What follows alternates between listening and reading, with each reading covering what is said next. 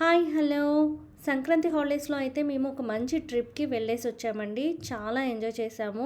ఇది చాలా అన్ఎక్స్పెక్టెడ్గా వెళ్ళిన ప్లేస్ అనమాట. మేము వెళ్ళాలనుకున్న ప్లేస్ వేరు, బట్ మేము వెళ్ళిన ట్రిప్ వేరు అనమాట. అనుకోకుండా మధ్య మధ్యలో అలా జరుగుతూ ఉంటాయి. మీకు కూడా అలా ఎప్పుడైనా జరిగిందా? అలాగే హాలిడేస్లో మీరు ఎక్కడికి వెళ్ళొచ్చారో కామెంట్ సెక్షన్లో కామెంట్ చేయండి. ఇక్కడ లగేజ్ ఎంత ప్యాక్ చేశాను, పాలు మిగిలిపోతున్నాయని కలాకండ్ కూడా చేసేసానండి. ఇక మేము లగేజ్ అంతా కార్లో ఇలా సర్దేసుకొని స్టార్ట్ అయిపోతున్నాం.